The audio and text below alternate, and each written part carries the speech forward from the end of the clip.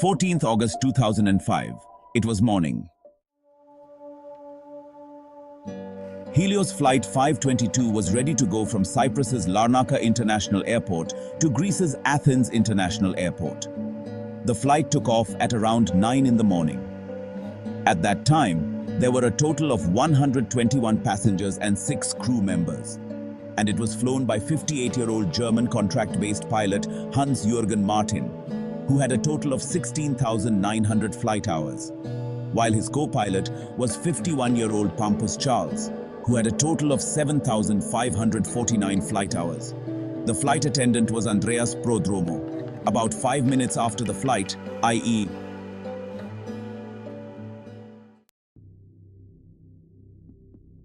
at 9:12, the plane reached a height of 12,040 feet. And after reaching this height, suddenly an alarm started ringing in the plane. When the alarm was checked, it was found to be a takeoff configuration warning alarm. After seeing this, both the pilots were surprised. And that is because the takeoff configuration warning alarm rings when the plane is on the ground and is not ready to fly.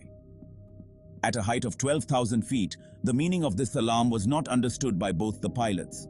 Knowing the seriousness of the situation, they thought it appropriate to contact the ATC, i.e., Air Traffic Control. Then they immediately contacted the ATC and told them that their aircraft's takeoff configuration warning alarm was ringing.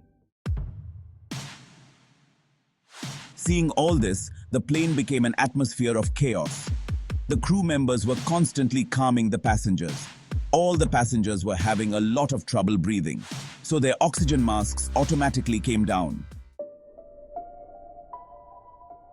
The pilot was trying to contact ATC again and again to tell him about his problem. But his words were not reaching ATC. And in a short time, the plane's connection with ATC was also completely broken. Even after this, ATC tried to contact the flight again and again, but he did not get any answer. The plane was now constantly moving upwards. Due to some unknown circumstances, the Greek authorities immediately sent their 2 best F-16 fighter jets to find this aircraft. In a short time, these fighter jets found Helios Flight 522. One of these fighter jets came very close to this aircraft while flying to see what was going on inside. So this fighter jet pilot saw that there is someone sitting on the seat of the co-pilot, while the main pilot is lying on his seat with his head down. Then this fighter jet went back, and now he took a look at the inside condition of the plane through the back window. But for the pilot of the fighter jet, the surprising thing was that despite the 2 fighter jets getting up at the same time, none of the passengers turned and looked at them. Then after about 1 minute, at 11:50, the left engine of the plane stopped working and the plane bent from the left side and fell down rapidly. Sitting on the pilot's seat, he was trying to control the success, but he was not able to control it. At exactly 12 o'clock, the right engine of the plane also stopped working. The plane's control was now completely lost. At 12 o'clock, the plane crashed 40 kilometers away from Athens in the mountains of Grammatica. Well, after this, the news of the crash of Flight 522 in Greece spread like fire everywhere. Immediately, a rescue operation was conducted. All dead bodies of 121 people were found one by one and taken out. But when the autopsy of some people's dead bodies was done in the accident, a shocking thing came out. In fact, most of the people and pilots present on the ship had died before the crash of the plane. So now the biggest question here was that when the pilot had died before the crash of the plane, then who had the control of the plane for about 2 hours? So friends, we had mentioned a person at the beginning of the video, flight attendant Andreas Prodromo. Yes, he was Andreas Prodromo who had kept this ship safe till now. Because in the end, his voice was heard by ATC. Andreas called Mayday. Mayday 5 times and called for help. When experts started investigating to find out the reason behind this incident, it was revealed that the plane had bent to the left side. The reason for this was that the fuel in the left engine of the plane had run out. But even now, it was still left to reach the root of this incident. Then suddenly, an investigative officer saw a button on the control panel, and this button was to set the pressure of the plane. After seeing this button, the officer understood the whole story. For your information, the pressurized button controls the air pressure in the entire plane. Generally, the engine outside the ship keeps sending the outside air in little by little so that the people sitting inside the aircraft can get oxygen. Usually, this pressurized button is kept on automatic mode, and if it is ever done in manual mode, then the captain and co-pilot have to take care of it. Now to get to the root of the accident, we take you one day before the incident. When this Boeing 737 plane had gone on its routine service, it was serviced by checking it properly, and the people who checked it, pilot,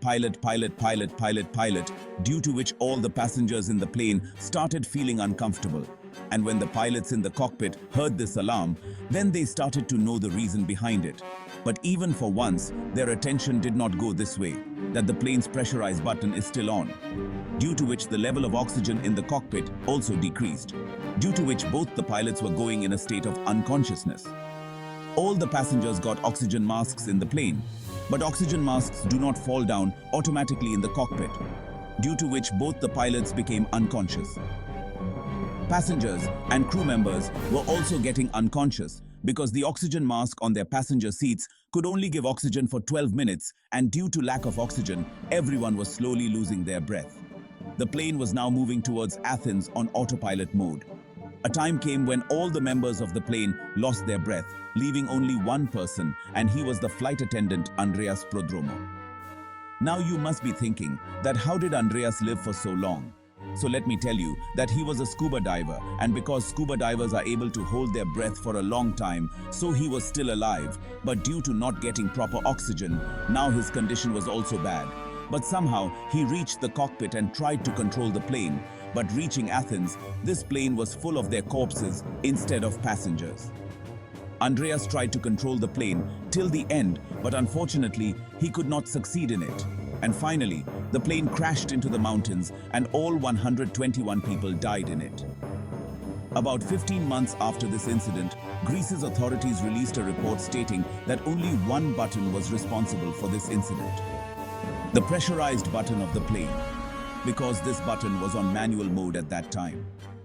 But even though the authorities don't think so, but in our eyes, the real culprit was the employee of that service center, where the plane had gone for routine service, because they had turned this pressurized button from auto to manual mode.